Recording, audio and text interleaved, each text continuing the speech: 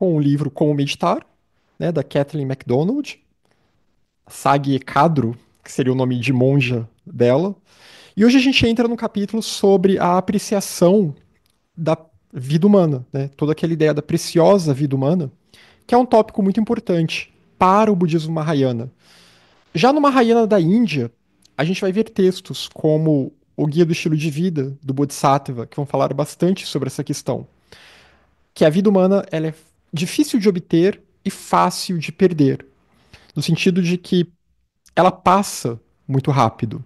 Tem também o sentido de que nós não sabemos, claro, a hora que a morte vai chegar, então isso trata também da impermanência e de não desperdiçarmos ou tentarmos não desperdiçar o nosso tempo, se entregando somente aos desejos, aos medos, às aversões que nos impulsionam no samsara, né? Uma vida apenas guiada pelos condicionamentos dos kleshas, das perturbações. Mas também isso entra em todo aquele esquema que nós vemos dos seis reinos, que tem até a imagem da roda do samsara, já trabalhamos com essa imagem aqui, e que é um tópico um pouco polêmico, porque aí a gente vai ter discordâncias com outras tradições, mas aquela ideia de que não necessariamente um contínuo mental vai sempre renascer como humano. A ideia de que haveria a possibilidade de renascer como animal, ou até em outras classes, em outros planos de existência, como nos infernos, como o fantasma faminto, que é uma outra categoria de seres, que não é catalogada como inferno, mas também não é uma existência muito desejável, como um deva, né, o que a gente poderia chamar de anjos, numa literatura ocidental, ou deuses, como também é comumente traduzido, como semideuses, que seria uma outra classe de seres que não são exatamente tão elevados, tão sutis como os devas, mas também não são tão densos como os humanos, que são os asuras, muitas vezes traduzidos como semideuses ou como titãs, também já vi essa tradução que eu acho um tanto estranha. Mas então essa possibilidade de transitar por diferentes reinos. Essa é uma questão polêmica, já conversamos sobre isso bastante desde que começamos nossos estudos lá nos idos de 2020. Eu só sei que nada sei. Eu realmente não sei se é possível um ser humano regredir ao estado animal, renascer de fato como animal, ou talvez possa ser possível em algum tipo de intervalo entre uma vida humana e outro. A questão dos infernos, ou dos reinos celestiais, dos reinos dévicos, até dá para pensar quando a gente pensa num intervalo entre uma vida e outra, né? Que pode ser um sonho agradável, ou pode ser um pesadelo. E talvez seja possível para algumas classes de seres, em algumas classes de humanos, em alguns estágios, talvez até mesmo poder optar entre renascer como humano ou renascer como um deva. Claro que na literatura budista isso não é tão uma questão de opção, até porque nem é recomendado que se busque renascer como um deva. Mas a gente pode pensar também em termos de como esse ensinamento ele pode ser aplicado como uma metáfora para as vidas humanas, para os diferentes nascimentos humanos. Porque você pode renascer numa vida humana e viver aprisionado pelos seus desejos de tal modo que você vive como um fantasma faminto, que você vive com uma compulsão tão forte em busca de algo que você sente que aquilo te nutre, mas aquilo te destrói. Então você desperdiça a sua vida naquele vício. Então, por exemplo, se fala, né, que os fantasmas famintos são seres que eles têm uma fome insaciável e uma sede insaciável. Só que o alimento que eles ingerem, os queima. Os alimentos, a água que eles tomam, ela não desce bem, ela faz mal, ela desce como fogo. E aquela fome e aquela sede nunca é saciada de fato. Nós podemos pensar, né, que há pessoas que vivem vidas dessa forma, dependendo do poder dos vícios, como esse poder toma conta da vida delas. A gente pode pensar até em pessoas que são viciadas mesmo em substâncias e como essas substâncias destroem as vidas dessas pessoas. No caso dos animais, né, nós podemos pensar uma pessoa que ela vai ser maltratada como um animal.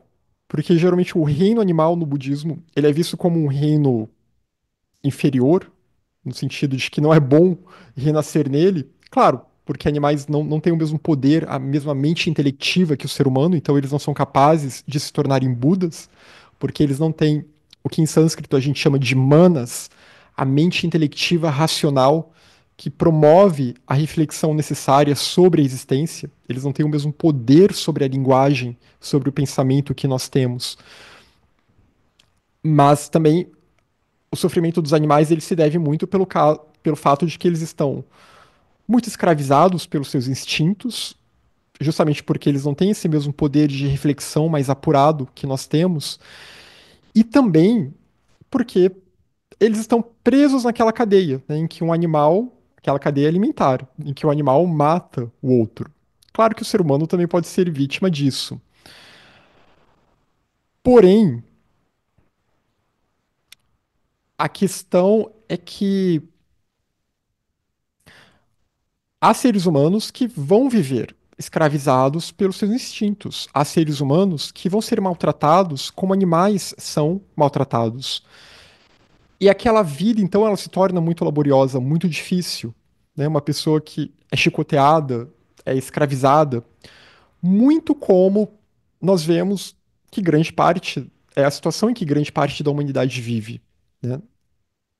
Não lhe é dada realmente a dignidade de um ser humano, porque elas são tratadas como animais. Né? E o ser humano ele aprende a maltratar outros seres humanos muito pela forma como ele maltrata os animais. Então, alguns textos vão tentar criar essa relação, né? Como até foi falado aqui no chat. Outras literaturas, como a literatura teosófica, por exemplo, não vão aceitar essa ideia de que seria possível regredir e renascer num outro reino, né? Regredir ao reino animal, por exemplo, ou renascer como um deva, como um anjo. E aí o renascer como Deva seria alguém com muitas benesses, com muito deleite disponível naquela vida, que a pessoa acaba se distraindo. E aí quando a hora da morte chega, isso é descrito sobre esses renascimentos dévicos. Quando a hora da morte chega, já é tarde demais. A pessoa se deu conta de que aquela vida que parecia durar para sempre, na verdade ela era finita. E agora é tarde demais porque ela não gerou mérito, né? Ela não tentou dar um significado para aquela vida e todas aquelas benesses que ela teve vão se perder, vão ficar para trás na hora da morte. E o Asura, ele é um pouco guiado pela inveja, ele está numa situação boa, mas ele quer ter o mesmo status que o Deva. Então a gente pode pensar também o ser humano que está numa classe social razoavelmente confortável, mas ele ainda assim quer ter mais, né? Ele sente inveja daqueles que têm mais do que ele. Então, é um jeito que dá para adaptar. E esse ensinamento, né, se a ideia literal de transitar pelos diferentes reinos pode soar um pouquinho estranha demais.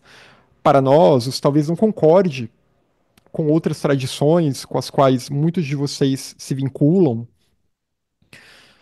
e até no budismo há certas discussões, né, atualmente. Até que ponto isso é tão literal, até que ponto isso não é. Então, nesse ponto, eu só sei que nada sei, mantenho a minha mente aberta, mas o fato é que o renascimento é um fato. O renascimento, ou a reencarnação, como é mais comumente chamado no Ocidente, ou transmigração, esse fato de que temos um contínuo mental, de que somos um contínuo mental fluindo vida após vida, de que vamos renascer após essa morte em algum tipo de condição devido ao poder do nosso karma, isso para todas as tradições dármicas, isso é um fato dado. E negar isso seria uma visão errônea muito grave. Mas o fato é que as vidas vão passando, né? E pode parecer algo muito longo e muito distante quando a gente pensa num esquema de várias vidas. Mas cada vida em si passa muito rápido. E a gente vai repetindo os padrões gerados em vidas anteriores, os padrões de comportamento que alimentamos nas nossas vidas anteriores, as nossas tendências, os samskaras. E em nós há tendências positivas e negativas. tendências que valem a pena serem alimentadas e outras que talvez nem tanto, outras que precisam ser superadas. Então, interessante, né? A Sharon comentou que no judaísmo isso é possível, voltar como um animal. Interessante, Sharon, porque nós vemos isso também, né, na Vedanta Advaita, vemos isso em várias outras tradições. Para os gregos antigos também, para os neoplatônicos, era perfeitamente possível regredir, né, a ideia da metempsicose para os pitagóricos também, para Pitágoras, para Platão e os neoplatônicos posteriores, também era possível, né? É mais a literatura teosófica que vai questionar, que vai dizer que talvez não seja tão exatamente assim, mas enfim, são essas polêmicas. Mas a gente vê, né? A gente vê em várias dessas literaturas antigas que vão falar sobre isso. E que, independentemente de acreditarmos nisso literalmente ou metaforicamente, o fato é que a impermanência está aí. E esta vida, ela é curta. E as condições para a próxima vida, para o próximo nascimento, elas estão sendo criadas agora, neste exato momento, com as nossas ações de corpo, de fala e de mente. Então, por isso que a literatura mahayana, ela vai falar muito sobre a importância de valorizarmos este nascimento humano em que estamos. Principalmente se é um nascimento em que temos tempo livre e que temos tempo para estudar esses assuntos, né? Que temos acesso a essa espiritualidade, que temos acesso ao Dharma, que temos acesso a caminhos que apontam para a libertação, seja o Dharma budista, seja a Cabala judaica, seja a tradição gnóstica, o gnosticismo cristão, o gnosticismo sufi e outras tradições, né, mas tradições idôneas que, que nos levam para a libertação do ciclo compulsório e compulsivo de renascimentos e que podem auxiliar outros seres a se libertarem também. Então a ideia é tentar não perder tempo. E aqui ela vai dizer a importância de meditar sobre isso, e para quem vem acompanhando os estudos lá desde os tempos do Lamrim Chenmo, na literatura do Lamrim, ou Lamrim, né, a literatura sobre a senda graduada, esse é um dos tópicos principais. Todo tratado que vai falar da senda graduada, todo tratado Lamrim, ele vai ter um capítulo que vai falar disso, da preciosa vida humana. Então, a função da meditação aqui é para nos ajudar a reconhecer as atitudes e ideias incorretas que causam a infelicidade e a insatisfação, e a penetrá-las, aqui em termos gerais. E aqui está falando da meditação analítica, né, que é o que nós temos visto aqui nessas últimas reuniões. Na passada, nós meditamos sobre o vazio, e a meditação ficou lá na sessão de membros. E as nossas experiências na vida, elas vão depender de como pensamos e nos sentimos com relação às coisas. E como na maior parte do tempo não percebemos as coisas do modo como elas realmente são, nos deparamos com uma situação frustrante atrás da outra. Então a gente vai seguindo os nossos desejos. E o desejo é o que nos prende ao samsara. O desejo acoplado à ignorância. Né? A real causa do aprisionamento no samsara é a ignorância. Porém, essa ignorância ela gera um desejo, ela gera uma sede por experiências. O que no budismo Theravada, na literatura Pali, isso é chamado de Tanya, né, que é um termo que foi bastante popularizado, até falando aí na literatura teosófica. Mas em sânscrito a gente chama isso de Trishna, que significa sede, essa sede por coisas. Eu falei do fantasma faminto. O fantasma faminto ele é um exemplo extremo, mas nós também temos sede, e a nossa sede ela é insaciável. E nós buscamos experiências, nós buscamos coisas que no final das contas nunca nos trazem uma satisfação plena. E, em geral, a gente destrói a nossa vida, o nosso tempo, em busca dessa satisfação que nunca vem. Porque é a natureza do samsara. A primeira nobre verdade é dukkha, é a insatisfação ou o sofrimento. Então a gente fica viciado nesses padrões. Nós ficamos viciados nesses padrões de comportamento. Isso é uma compulsão, né? Não é não é algo nem tão consciente. Claro que a gente tem uma margem aí de escolha, de ações conscientes que fazemos, mas como já estamos condicionados por samskaras de vidas anteriores e por um próprio problema de configuração no nosso contínuo mental, devido ao poder de avidya, por um problema da manifestação da realidade que não é perfeita, então nesse plano de existência que estamos, que é denso, e que percebemos a separatividade de uma forma tão forte, a gente não consegue perceber a interdependência e a causalidade, o elo de causalidade. Devido a isso, nós somos empurrados a ter esses desejos. Nós temos uma tendência a ter essa sede. E a grande questão, então, é como a gente consegue sair desse padrão. E essa é a grande dificuldade. Por isso que se libertar do samsara é muito difícil. Porque já não é mais uma questão de simplesmente de reprimir desejos, mas é uma questão de já não ter mais os desejos pelas coisas do samsara. É redirecionar essa energia e transformar isso numa outra coisa. Né? Não há vácuo na natureza. O vazio não é um vácuo, é sempre importante lembrar.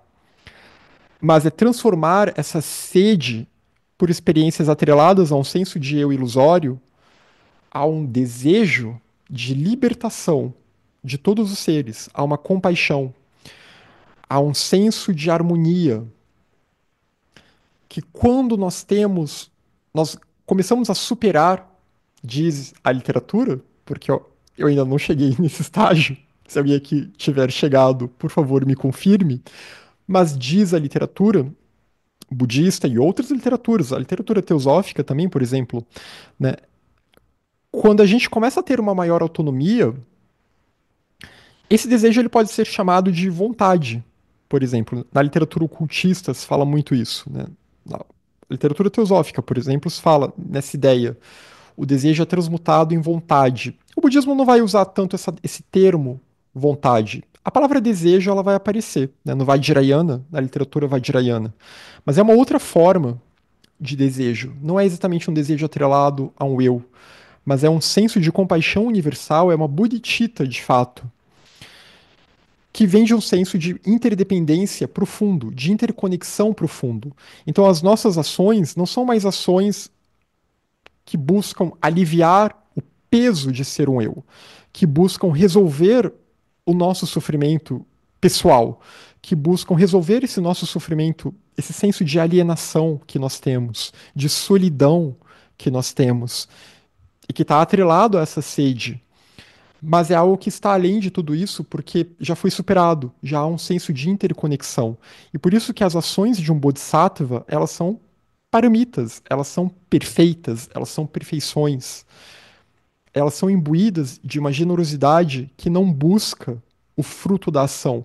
Elas são imbuídas de uma harmonia total, ou uma ética total. Há uma coerência, com uma harmonia musical mesmo. Não há contradição, não há nenhum tipo de diferença entre o que eu penso, o que eu falo e o que eu faço. O Bodhisattva, de fato, ele, como se diz em inglês, ele walk the talk, né? Ele realmente coloca em prática aquilo que ele prega, ele vive aquilo que ele prega. Isso é o que um ser elevado faz. E isso é harmonia, isso é Shila, na realidade. A verdadeira Shila. E um Bodhisattva também, por isso ele vai ter muita paciência. Porque ele está seguro em si mesmo. Ele entende o que é o eu. E ele entende que esse eu é vazio. Que ele tem uma existência relativa. Então, há total paciência e a total tolerância, entendendo também o sofrimento dos outros seres e daqueles que ainda não chegaram a esse entendimento, a essa sabedoria, que não alcançaram de fato ainda. O Bodhisattva ele tem Virya, e Virya também tem muito a ver com essa ideia, né? Essa energia, essa sede que agora foi redirecionada. E agora é um ímpeto, é uma reta energia para auxiliar os seres, para meditar, para investigar a realidade. E não mais para ficar acumulando coisas, ou experiências, ou sensações agradáveis para uma autoafirmação do senso de eu, para aplacarem um senso de completude, de incompletude que eles já superaram, eles já não têm mais esse senso de incompletude. Eles também vão ter Diana, uma Diana real, uma plena atenção real, que inclui uma contínua lembrança real, uma mente que não fica mais anuviada, que não cai mais no torpor. E por isso ela não esquece do Dharma, ela vê tudo com clareza. E por ver tudo com clareza, ela é iluminada pelo fogo da sabedoria de Prajna. Ela tem o discernimento último, o discernimento supremo de perceber que o eu e os fenômenos são vazios, de perceber essa interdependência e o que está além dela, a unidade total, Dharmata, a realidade última de todas as coisas e que é a base de toda a vida. E a natureza Buda indestrutível, presente em todos os seres. Então, um Bodhisattva, ele já está num outro patamar, ele já atravessou aquela margem, embora ainda não seja um Buda, não tenha alcançado ainda a onisciência de um Buda, mas é alguém que já não está mais nesse jogo de se frustrar com uma busca inútil por satisfação que nunca chega. E que a gente sabe que é inútil se a gente se atrai e lê essa literatura. Mas é difícil, né? Tanto que todos nós estamos aqui tateando no escuro, estamos aqui engatinhando, tentando nos aproximar desse caminho. Até porque é um caminho longo, de fato, e que leva muitas e muitas vidas.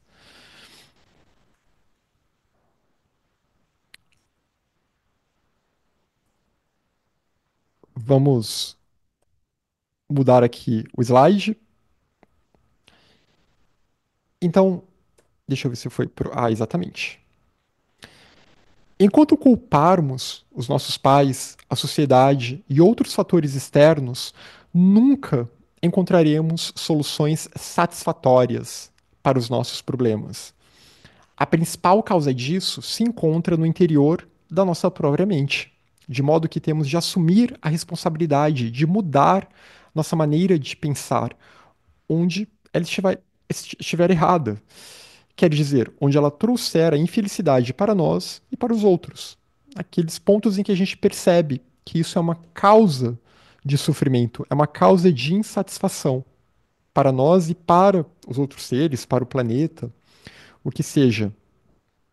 Eu sempre acho complicado essa questão de apontar a culpa alheia, mas também de apontar muito a culpa para nós mesmos. A gente tem uma autorresponsabilidade, mas é sempre importante falar, né, que no budismo não há aquele senso de um pecado original que há no budismo, no cristianismo tradicional, nas religiões abraâmicas, no seu aspecto mais exotérico, da forma como isso é lido tradicionalmente, né, de que nós estamos sendo punidos. Nós não estamos sendo punidos por estarmos vivos aqui nessa condição, porque tomamos uma decisão errada no passado.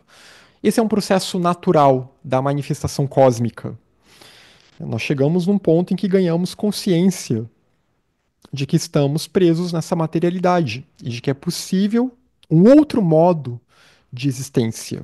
Então, é, de certa forma, o absoluto ganhando consciência em nós.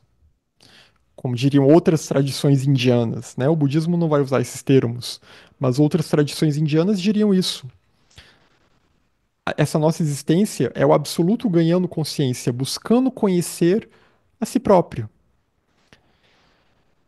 Mas nesse processo, toda essa multiplicidade, que é uma manifestação dessa absolutividade, ela acaba ficando um pouco confusa e acaba se perdendo. E acaba se apaixonando pelo seu reflexo. E ela acaba caindo. A tradição gnóstica é muito boa em falar disso.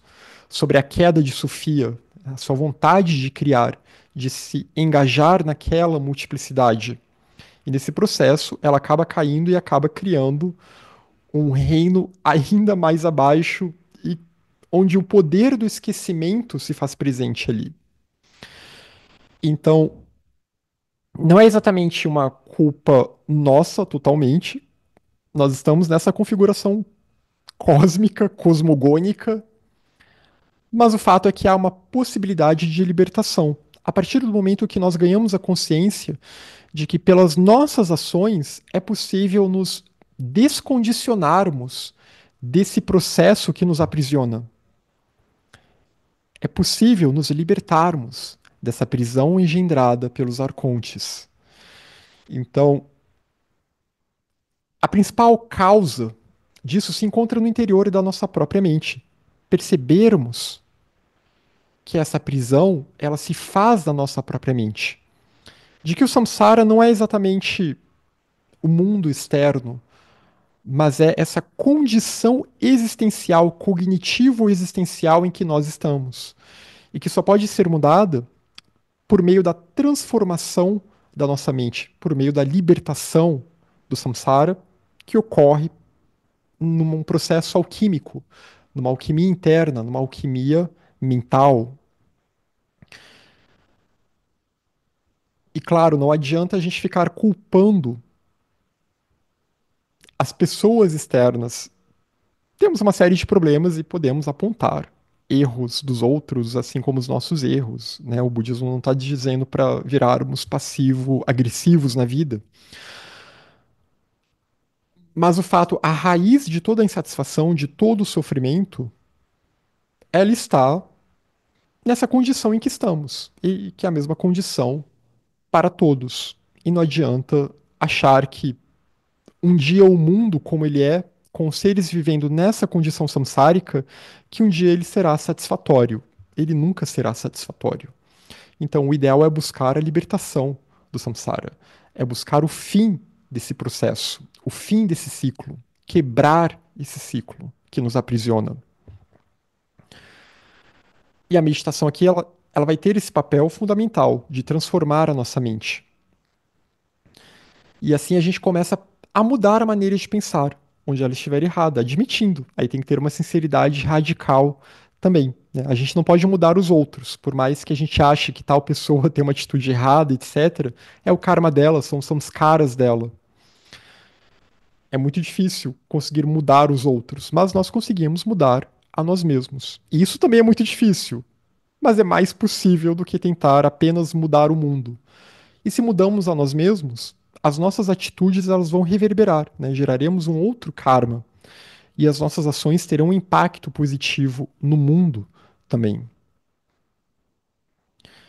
Se a gente tentar causar menos dano aos outros.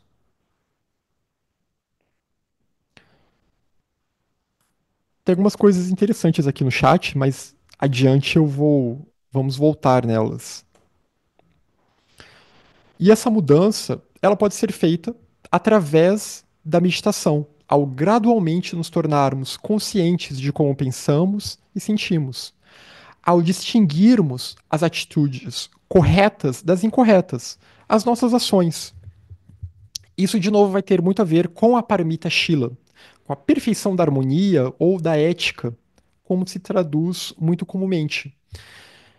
E ao finalmente neutralizarmos as atitudes perniciosas pelos meios adequados, que vai implicar tanto uma renúncia a determinados tipos de ações que nós temos e a adoção de um outro tipo de ação, né, de ações que não vão causar o mesmo dano ou o antídoto para aquilo, que geralmente vai ser a força oposta.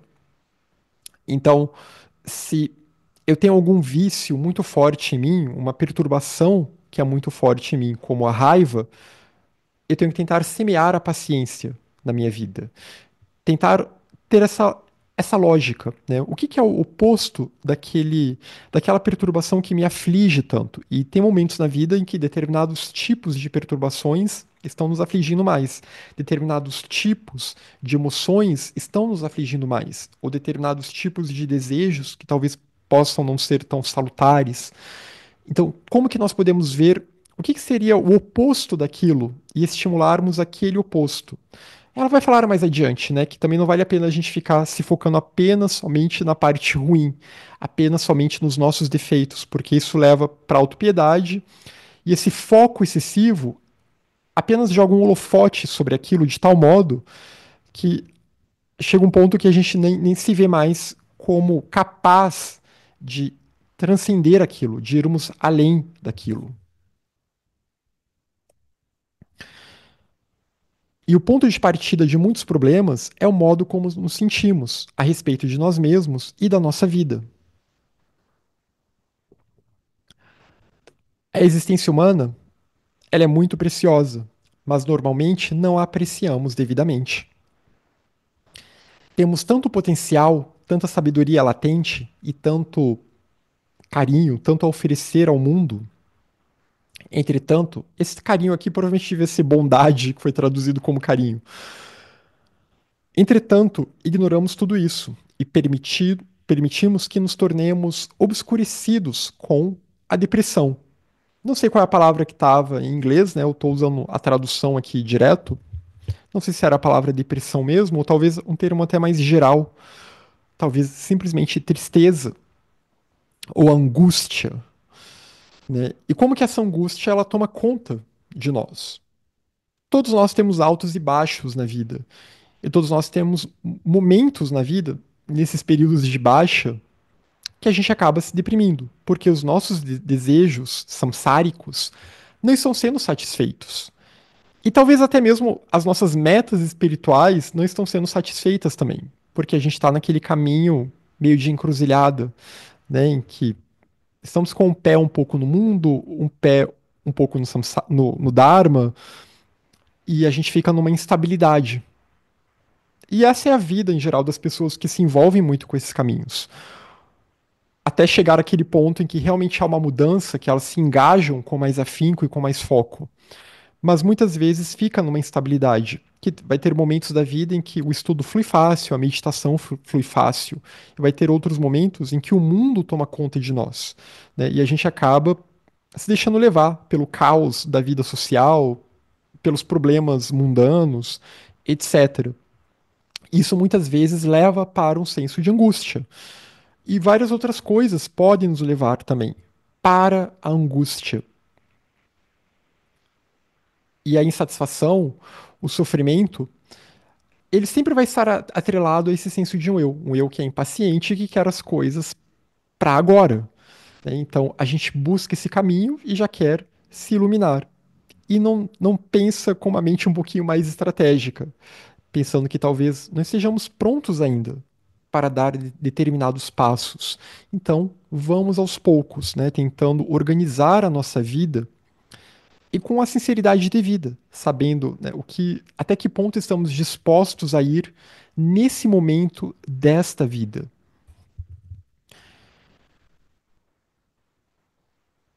E acaba que essa frustração, essa angústia, ela faz as pessoas desvalorizarem a vida humana.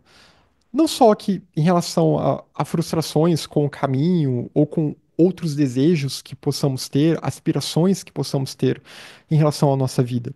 Mas também, claro, a gente vive num mundo em que somos bombardeados por notícias ruins, porque tem muita coisa ruim acontecendo no mundo neste exato momento. Nem preciso mencionar as várias coisas ruins acontecendo em todas as partes deste mundo. Às vezes na nossa própria vizinhança, na nossa própria cidade. E isso acaba dando aquela ideia de que a vida humana não presta, o ser humano não presta. E acaba banalizando o valor desta vida humana, deste nascimento humano. A gente acaba se deixando levar por esse sentimento coletivo de angústia, de desesperança e um tanto faz, né, um certo niilismo que parece tomar conta das massas hoje em dia. E às vezes até é um desejo destrutivo também, né? Aquele desejo de que deixa o circo pegar fogo, deixa o mundo queimar, deixa o caos imperar, porque pelo menos vai ser alguma agitação, né? Vai mexer um pouco com essa apatia. Então são sentimentos que a gente vê surgindo bastante hoje em dia na nossa coletividade global. E a gente tem que tentar se apartar de tudo isso, não se deixar infectar por esse tipo de sentimento, por esse tipo de apatia e por esse tipo de desesperança também. A humanidade está seguindo o seu karma. A gente pode escolher se deixar levar por esse karma coletivo, ou pode tentar ir um pouco além, né? Tentar ter um impacto mais consciente das nossas ações e ir além da mediocridade mais massificada do ser humano atual, do ser humano em geral, né? Não só atual, mas de todas as épocas. E para isso é necessário voltarmos a atenção para nós mesmos. Né? E aqui eu não estou falando para ignorar os problemas coletivos, mas nos concentrarmos, como ela diz aqui, ao nos concentrarmos nas deficiências do nosso caráter e nas falhas do nosso relacionamento com as pessoas e com o trabalho, por exemplo, a gente às vezes, com o foco incorreto, vai desenvolver uma opinião injusta e desfavorável ao nosso próprio respeito. Então, a gente tem que prestar atenção nas nossas ações errôneas, mas sem achar que é apenas isso que nós somos, né? Sem adotar uma atitude muito severa conosco, com nós próprios, porque esse tipo de opinião injusta e desfavorável, essa autoimagem, ela vai se tornar cada vez mais concreta com o passar do tempo. E assim nós nos identificamos como incapazes e inadequados. Isso apenas reforça o nosso senso de frustração. E tem um pouco a ver também com o que a gente viu na reunião passada, que estávamos falando aqui sobre o vazio, né? E nós vimos que muitas vezes a gente nós carimbamos a nossa personalidade com determinados rótulos e os outros também, como se aquilo fosse uma característica inerente a nós ou às outras pessoas. Então, nós temos que tomar muito cuidado para não nos tornarmos prisioneiros, e nós somos prisioneiros, de fato, desses rótulos que criamos. Nós temos que perceber o vazio aí nesse ponto, porque senão nós vamos nos identificar como incapazes e inadequados. Como eu falei, nós temos que saber o momento em que estamos e o que queremos de fato. Talvez no fundo nós não queiramos ainda nos libertar do samsara. Talvez nós queiramos ainda ter certas experiências no mundo. Talvez haja coisas pelas quais nós ansiamos e que elas ainda são muito fortes dentro de nós. Mas isso não impede de tentar conciliar com uma prática espiritual, de nos aproximarmos do caminho, porque a senda ela é gradual e ela é graduada. A iluminação não é súbita e ela não vem do dia para a noite. Então, tentar ter esse tipo de sinceridade para que justamente nós não caiamos nesse tipo de frustração, em que vamos nos identificar como incapazes, inadequados, e aí não vamos conseguir nem cumprir com as nossas obrigações, os nossos compromissos sociais de forma adequada, e muito menos com os nossos compromissos espirituais, porque fomos dominados por uma autoilusão, né, de que conseguiremos dar um passo maior do que a perna, ou de que somos mais elevados do que realmente somos. E nessa onda de nos identificarmos como incapazes, como inadequados, nos diferentes contextos da vida, consequentemente, nos voltamos para outras pessoas numa tentativa de encontrar a felicidade e a satisfação. Então, isso vai reforçar aquela ideia de que agora eu preciso de um salvador externo, né? Agora eu preciso de um Messias para me salvar. Se eu não colocar isso num fanatismo religioso, como grande parte das pessoas coloca, eu posso colocar nos meus relacionamentos cotidianos, seja num relacionamento amoroso, seja nas amizades, seja na realização profissional, no relacionamento com colegas de trabalho. Eu vou tornar aquelas pessoas a minha tábua de salvação, né? Aquilo vai salvar, aquilo vai trazer a satisfação que eu preciso. Aquela pessoa, ela vai ser responsável por me dar felicidade. Eu não consigo dar felicidade para os outros, mas eu quero que os outros sejam essa fonte de felicidade estável, ininterrupta e contínua para mim. E, obviamente, isso vai acabar em insatisfação. Isso vai acabar em dukkha, porque eu estou colocando agora um peso sobre aquelas pessoas. De novo, é o eu se projetando sobre os outros, tentando possuir os outros, dominar os outros, porque no fundo ele quer ser salvo por aqueles outros. No fundo, ele está buscando aplacar esse sofrimento da vida no samsara. Porém, esses outros, eles também estão passando pelo mesmo problema que nós. Como nossos amigos, provavelmente se sentem do mesmo modo com relação a si próprios, ela diz. Então, esses relacionamentos, eles só vão trazer com frequência, né? Não vou dizer só, mas com frequência, eles vão trazer somente frustrações adicionais. Porque eu projetei tantas expectativas nesses relacionamentos e os outros também projetaram essas mesmas expectativas em mim. Então são várias pessoas colidindo umas com as outras, né? É a colisão das personalidades. Por isso que trabalhos em grupo são sempre complicados. Lidar com pessoas é sempre complicado, porque há esse choque de personalidades que está atrelado às nossas próprias inseguranças e está atrelado aos nossos desejos, que nem sempre serão os desejos mais elevados, mesmo que estejamos em ambientes muito elevados. Mas muitas vezes o que a gente busca em relações que parecem relações boas, relações, e aqui eu tô falando até de relações mais cotidianas, mundanas, como amizades, etc. Muitas vezes o que a gente busca é apenas uma validação desse senso de eu. É apenas que aquela pessoa nos salve. É apenas algum senso de poder sobre aquela pessoa. É, de novo, o eu se projetando sobre o outro e não reconhecendo aquele outro que está ali. E não reconhecendo que aquele outro está passando pelos mesmos problemas que nós estamos passando. No sentido de que também é alguém que está no samsara.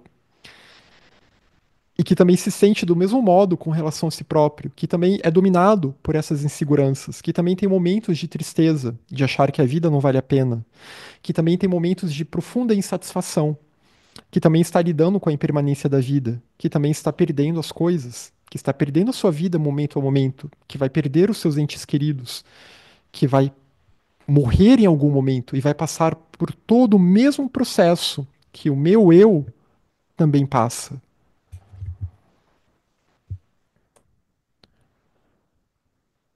Podemos revelar o potencial para a felicidade e a satisfação que está dentro de cada um de nós, tornando-nos conscientes dos nossos processos mentais e depois aplicar a sabedoria com discernimento a todas as nossas ações do corpo, da fala e da mente.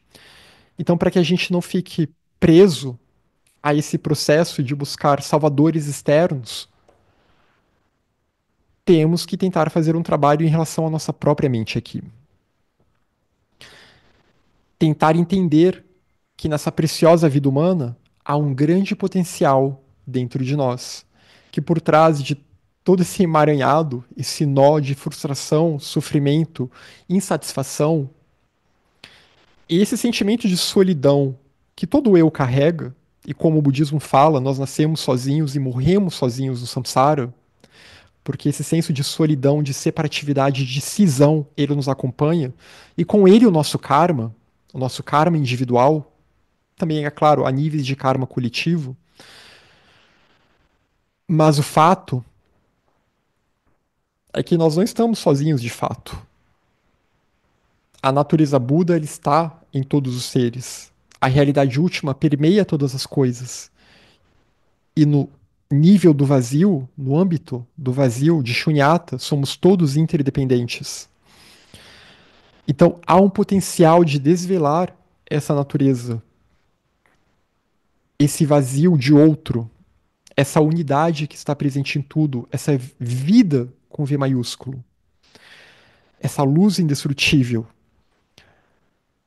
E essa é o verdadeiro potencial para a felicidade e a satisfação. Aqui ela não fala da natureza Buda, mas é essa natureza indestrutível que realmente nos impele a essa busca. É ela que ilumina, como no gnosticismo, é o sopro de Sofia que lembra os seres de que há um outro modo de vida, há uma outra possibilidade para além dessa prisão arcôntica, para além desse jardim que só leva para a morte repetidamente. Então, revelar o potencial para a felicidade e a satisfação que está dentro de cada um de nós. E para isso é necessário que nós nos tornemos conscientes dos nossos processos mentais. Para isso é necessário a meditação analítica, colocar os nossos processos numa análise meditativa ou numa meditação analítica e aplicar o discernimento, aplicar a paramita prajna, a virtude da sabedoria, a todas as nossas ações, do corpo, da fala e da mente, como elas estão condizentes ou não com a nossa busca pelo fim da insatisfação. Do Guia do Estilo de Vida do Bodhisattva, o Shantideva ele fala, todos os seres eles buscam a felicidade, ninguém quer sofrer, mas nós caminhamos, corremos, nos jogamos nas causas do sofrimento, porque essa é a existência samsárica. Isso é uma pulsão. Aqui, nem sei se eu deveria usar esse termo, né? Porque é um termo mais psicanalítico, mas é uma pulsão no sentido de que é uma compulsão. Essa tanha, essa sede, esse desejo, esse trishna, ele é inconsciente, porque a ignorância, ela é inconsciente. Por isso que há todo um trabalho que nós temos, que começa na mente consciente, mas que tem que alcançar as camadas mais profundas da nossa mente, para que a gente consiga queimar essas sementes de ignorância, aqueles samskaras que estão bem escondidos dentro de nós. E assim a gente consiga de fato superar esse sofrimento. Por isso que há várias dimensões aqui do processo meditativo. Nós temos, primeiramente, shamatha, né, que é o processo de acalmar a nossa mente. Depois de shamatha, nós temos vipassana, que é a meditação analítica. Agora que a nossa mente está bem focada, está estabilizada num objeto de meditação, vamos analisar aqui os nossos processos mentais, vamos analisar um determinado tópico, esse objeto de meditação que elencamos para a nossa prática. Vamos usar o nosso discernimento para tentar entender o que está por trás de tudo isso, tentar compreender o vazio de eu. E para além disso, há também as imagens simbólicas do Tantra, do Vajrayana, aquilo que vai mexer com camadas ainda mais profundas, com camadas mais sutis da nossa mente, com o nosso corpo sutil. Tentar realinhar essas energias sutis que são influenciadas e que influenciam os nossos estados mentais. Então, todo esse processo de transformação para que seja possível mudar a mente nas suas diferentes camadas. Por isso que é um processo gradual, porque são muitas camadas aqui que têm que ser desveladas. Até se chegar de fato à compreensão, se chegar de fato à sabedoria e à libertação desses processos.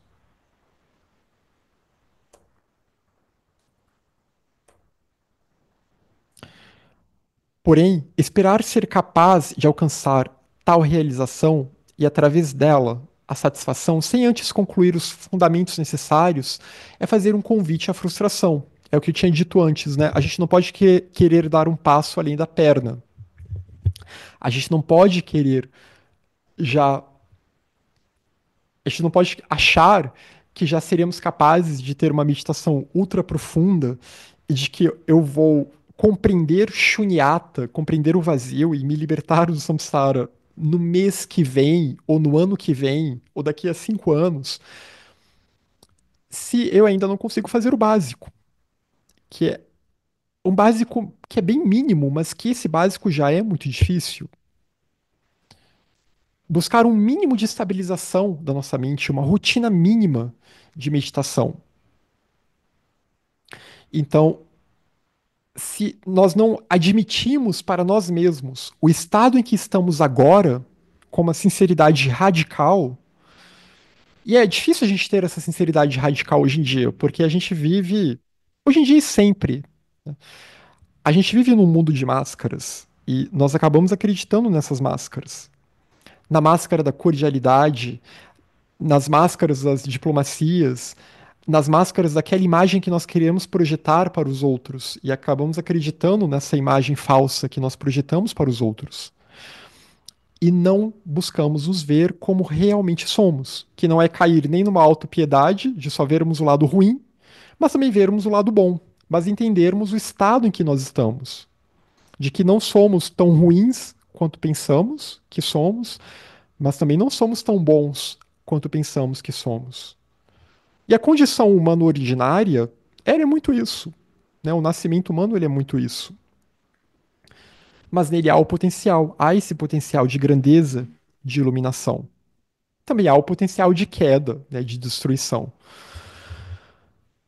Mas o fato é termos esse tipo de sinceridade e tentar entender o que é o mais necessário nesse momento da nossa prática, como aproveitar essa preciosa vida humana da forma que conseguiremos aproveitar sem que a gente caia numa frustração extrema e acabe desistindo das nossas metas, das metas espirituais, inclusive. É necessário, como ela diz aqui, começar construindo uma base firme, fundamentada numa visão realista de nós mesmos. Temos que aceitar as nossas características positivas e as negativas, e nos determinar a alimentar os bons aspectos do nosso caráter e a transformar e eliminar os maus. Mas essa eliminação, ela não vai se dar do dia para a noite. Nós não destruiremos os nossos demônios internos, as nossas sombras, do dia para a noite. Né? E muitas vezes, quando a pessoa quer dar um passo maior do que a perna, quando ela quer ser uma grande autoridade espiritual, sendo que ela não está capacitada para isso ainda, essa ambição, no fundo, é um desejo mundano por poder, por autoridade, por status. Porque as sombras estão ali ainda. Então é necessário admitir que elas estão ali. Admitir quais são aqueles desejos que nós temos que nos prendem ao mundo. E aqui, sombras, eu nem estou falando necessariamente de coisas muito graves dentro de nós, mas as coisinhas até do cotidiano mesmo. Né? Aquelas coisas que nos empezinham, que despertam raiva, rancor, etc., nas nossas relações, no nosso cotidiano, as mesquinharias que nós temos dentro de nós. E nós admitirmos isso. Assim como admitirmos também as coisas boas que temos dentro de nós e o que nós podemos desenvolver a partir daí para não ficar alimentando essas negativas. E assim a gente vai buscando esse tipo de transformação, se focando nessas qualidades e tentando desenvolvê-las.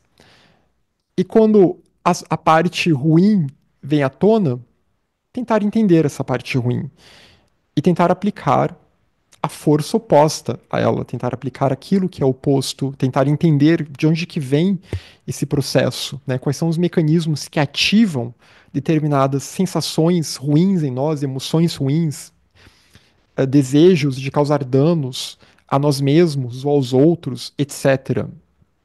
Então, tentar entender de onde que isso vem e tentar analisar isso também. Estamos aqui falando de meditação analítica, mas sem aquele foco de acharmos que somos isso. Nós não somos nossos pensamentos nem nossos sentimentos.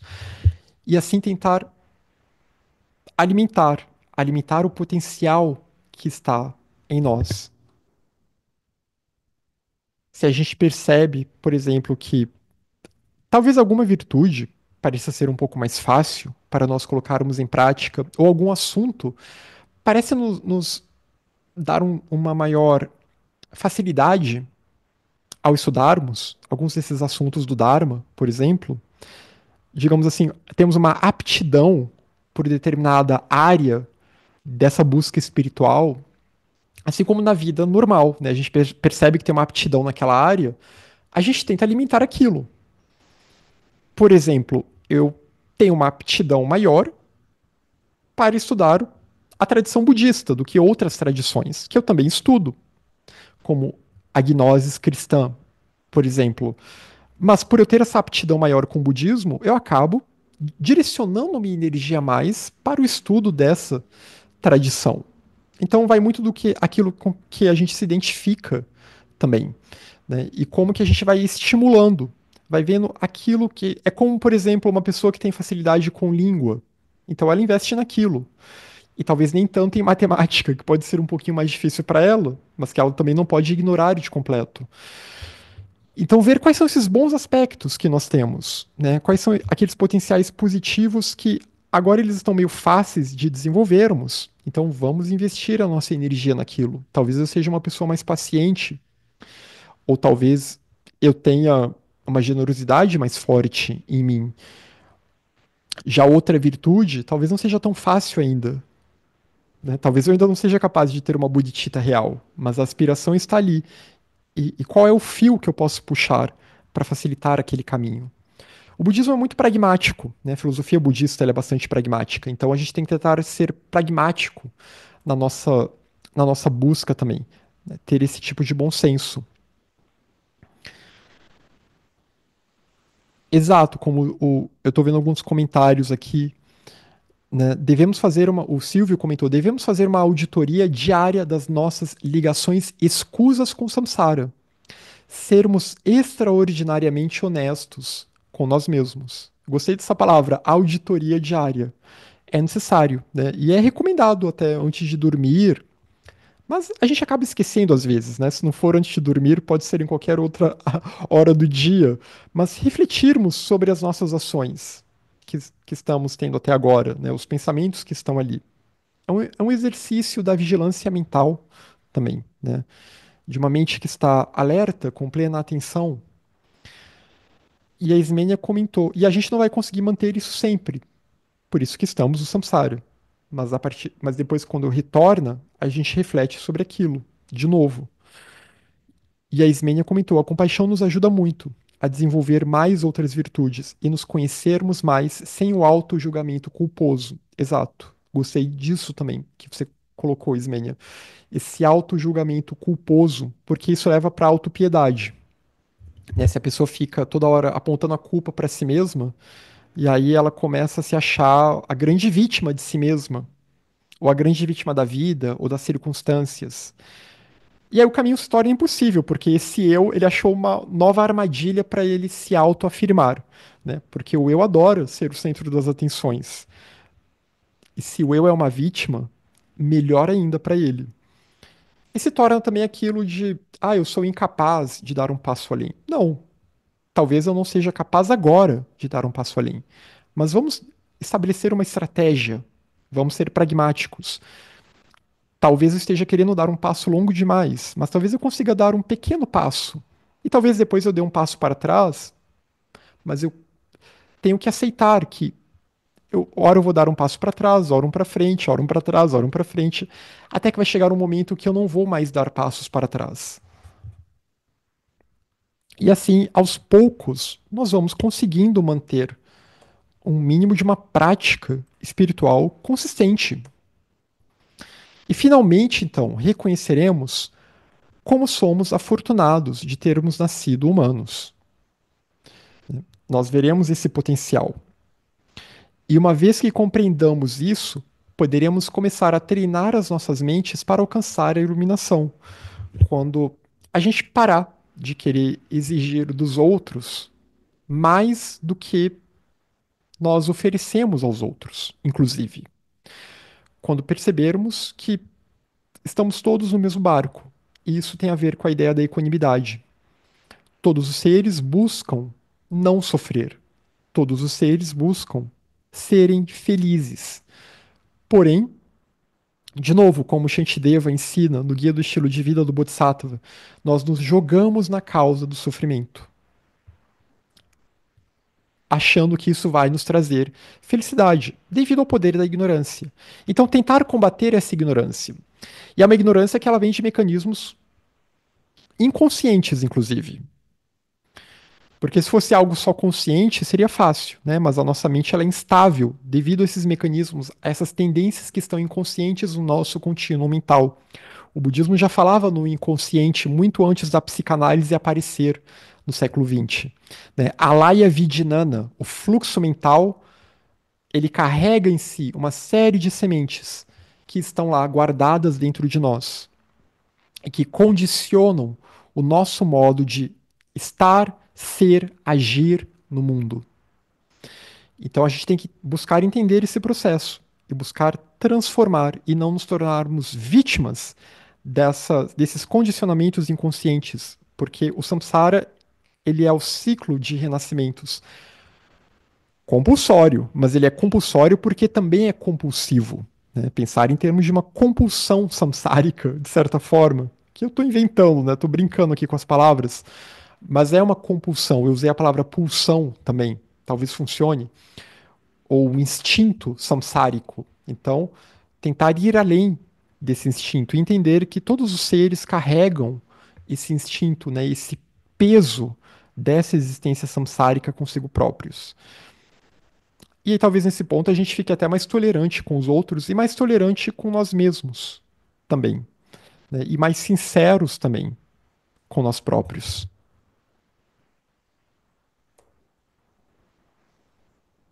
Quando nos observamos de um modo profundo e cuidadoso, descobrimos que a maioria dos nossos problemas cotidianos são bastante triviais. São somente as projeções e concepções que os tornam complicados e permitem que eles cresçam desproporcionalmente. Exatamente porque o nosso eu tende a distorcer as coisas. É claro que há momentos de tragédia na vida de qualquer pessoa, né? A vida, a vida no samsara, ela é uma tragédia. Mas, mas ainda assim, muitos dos nossos dramas, eles são triviais de um ponto de vista de várias vidas, das brigas e querelas que nós temos por má comunicação, etc. Tudo isso é trivial. É até curioso a gente estar conversando sobre isso, porque hoje, nós estamos num momento astrológico. Tem o Mercúrio retrógrado, até me perguntaram sobre isso hoje, né? Que é uma coisa que as pessoas exageram muito o peso disso, mas que basicamente pode estar associado a problemas de comunicação, né? Há coisas que não foram muito bem ditas, muito bem comunicadas, e aí nós temos que voltar para aquele assunto, para resolver aquele assunto.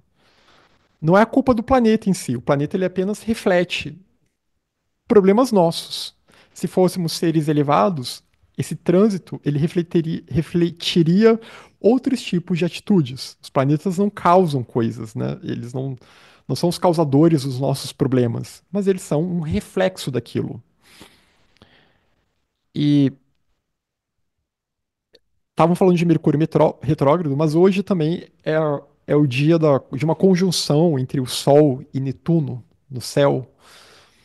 Netuno é um planeta moderno, né? E diz a literatura teosófica que Netuno, na verdade, originariamente nem é do nosso sistema solar, que falando em termos espiritual, né? Dos planetas que têm uma ligação kármica com a Terra, dos astros que têm uma ligação kármica com a Terra nesse nosso sistema solar, que isso para em Saturno. Netuno, Urano, Netuno não seriam parte disso.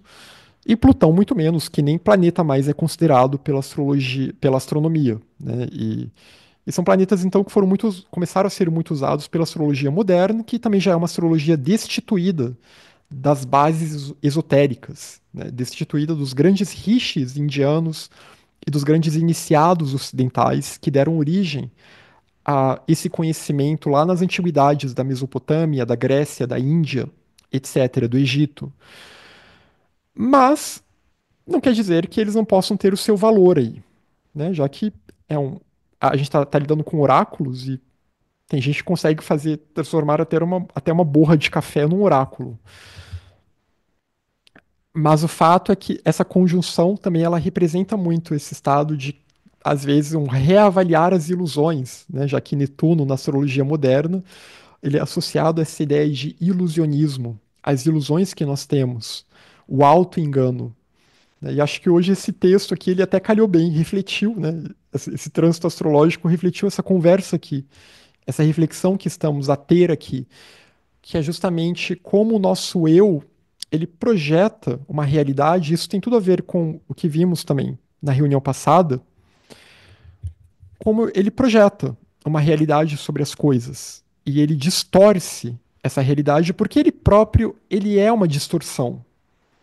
Ele vem de uma distorção da forma como percebemos a realidade, uma distorção que no budismo chamamos de avidya, que é a não reta visão, a ausência de uma reta visão, a ignorância. Então tudo é visto sob esse filtro desse eu. E muitas vezes questões que não deveriam ser um grande problema, ou pequenas falhas de comunicação que poderiam ser atenuadas, resolvidas com um bom diálogo, elas acabam criando todo um emaranhado de caos e confusão na nossa vida que são desnecessários, né? Pessoas se ofendendo com pouca coisa, pessoas se ofendendo com talvez algo que seja sincero, mas ela não quer admitir aquilo. Pessoas caindo no auto-engano e buscando enganar as outras. Enfim, são os problemas das interações humanas no samsara. E são essas projeções e concepções, né, que tornam os nossos problemas complicados e vai permitindo que eles cresçam desproporcionalmente. E vai fazendo com que a gente perca o nosso tempo. Vai fazendo com que a gente não valorize essa existência e o tempo que nós temos. O tempo que nós temos com as outras pessoas também. Né? A gente briga com as pessoas e quando elas morrem, aí vem os rios de lágrimas. Até quando pessoas com quem a gente teve problemas morrem, né? Bate um sentimento estranho depois.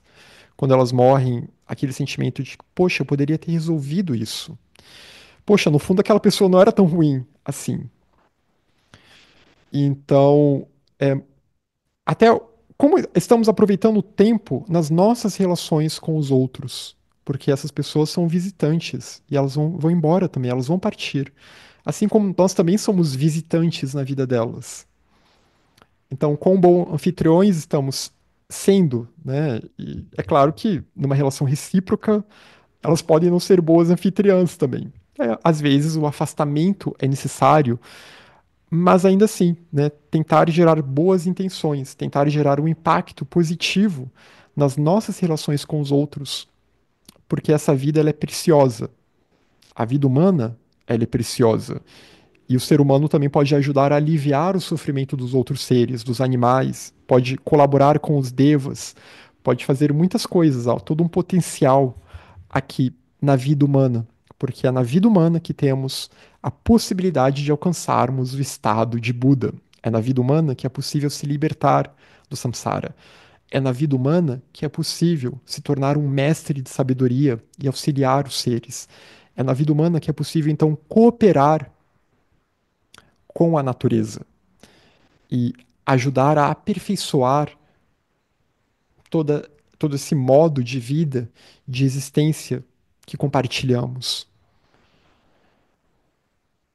Então é uma vida muito mais profunda, né? E que acho que vale a pena até a gente voltar para os comentários que eu vi aqui sobre essas questões do renascimento animal. Antes da gente ir para a prática meditativa, eu vou voltar aqui no chat, né? Que a Silvana comentou. A Rita comentou, né? Tem um segmento da teosofia que afirma sobre homens muito densos que voltam como lobos selvagens. Eu nem conhecia esse esse segmento, né? Porque eu conheço mais a literatura da Blavatsky, aquela primeira geração, né? E realmente, até algo muito específico, né? Voltar como lobo selvagem é até muito específico isso. Também não acredito nisso, não. A Silvana comentou sobre esse capítulo, apreciando a vida humana, além do sentido de examinar a própria vida, entendi também o aspecto da contemplação e encanto, né? Outro significado da palavra apreciar, além de examinar. É interessante isso, né? Porque eu acho que você resumiu bem agora. Porque no fundo é isso, nós estamos desencantados com a vida humana. E esse apreciar é como conseguiremos nos encantar com essa oportunidade que nós temos. Conseguir ver a beleza na vida. E uma beleza que não é a beleza relacionada aos nossos objetos de desejo mundano. a beleza, né, ao nosso senso de eu que quer ter coisas para si, quer ter sensações, mas a beleza da própria harmonia dessa vida humana e todo o potencial que está ali. E acho que a angústia tem muito a ver com esse desencantamento, né? E que é a nossa desconexão com a nossa natureza espiritual. A desconexão com o Atman, a desconexão, o esquecimento do Atman, da natureza Buda, o esquecimento do Cristo interno. Então, como buscarmos nos voltarmos para isso e entendermos que toda essa vida é uma grande manifestação dessa unidade fundamental e percebemos toda a beleza que está nessa vida a partir daí, né? Toda essa beleza que é essa harmonia, essa bem-aventurança que está presente. Encantar-se com a vida humana, apesar dos altos e baixos. Quando nos encantamos e maravilhamos com a vida como um todo, o ego fica de lado. Sim, entender que é essa dimensão mágica, no bom sentido, da vida humana. Muito bonito isso.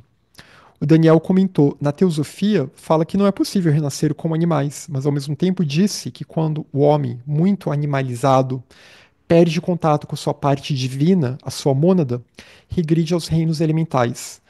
Mas a natureza não dá saltos, logo se exige calpas para a evolução. É bem possível que a evolução de homens bestializados regrida aos reinos inferiores ao do homem, né? O William Judge realmente ele fala disso, né? E então essa involução, que eu acho lógico pensar, se há uma evolução, pensar numa possibilidade de involução, né? Já que é cíclico, às vezes a direção pode ser contrária do ciclo, né? Aqueles que vão se desligando da sua mônada.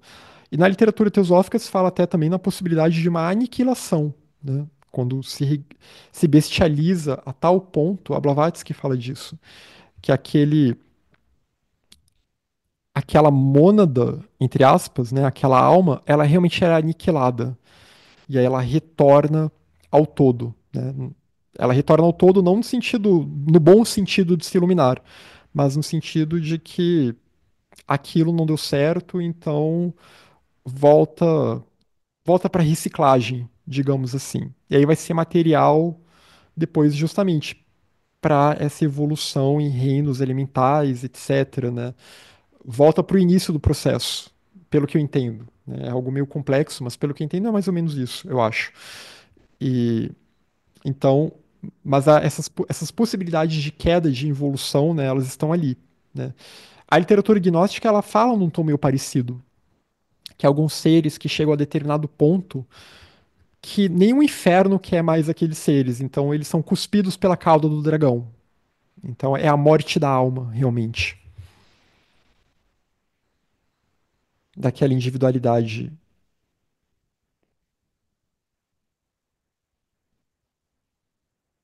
E aqui tem a questão da auditoria, né? Tem um comentário aqui de uma pessoa vida que segue. Boa noite, ao descobrir um defeito, um ego em minha vida, como faço para transformar? Bom, o ego ele é neutro, né? O ego é o eu. O ego por si só ele não é exatamente um defeito, né? O problema é acharmos que ele é a medida de todas as coisas. E aí ele acaba distorcendo a forma de se relacionar com o mundo e dá vazão para essas perturbações. Ele acaba se identificando com essas perturbações e esses desejos que reforçam essas perturbações. Ao perceber esses defeitos, como diz aqui, como vimos aqui no estudo de hoje, é necessário então buscar o antídoto, né? O que seria uma força opositora? Como eu falei, a raiva, a gente vai ter que cultivar a paciência. E a gente tem que refletir também, tem que ter uma análise. O que está causando essa raiva? De onde que vem essa raiva? Quais são os mecanismos? E aqui ele não fala disso, mas é claro, processos terapêuticos podem ser muito úteis aí também, né? Porque às vezes tem questões aí que vêm da família, vêm da escola, tudo tá ligado com o nosso karma também, mas tem questões bem imediatas que também podem ser resolvidas com acompanhamento terapêutico. Às vezes a pessoa vai precisar de um tratamento até psiquiátrico, né? Aqui não é para negar a saúde mental, a ciência, nem nada disso. Mas há um tipo de sofrimento existencial e o poder das perturbações, ele não pode ser resolvido só com terapia. porque a terapia ela lida com as doenças da personalidade, mas o que está além, né, que é esse eu, esse ego, ele tem que ser regenerado, essa mente, essa alma, ela tem que ser regenerada por meio do cultivo da sabedoria e da purificação, né? E essa purificação é o cultivo das virtudes. Então, em suma, é um caminho de purificação, é uma via ascética. Então, é buscar a purificação, a regeneração, que se dá pela prática das virtudes, pela prática das paramitas, das várias virtudes conectadas às paramitas, né? Esse é o caminho espiritual, falando de uma forma bem simples. Purificação, discernimento, compaixão.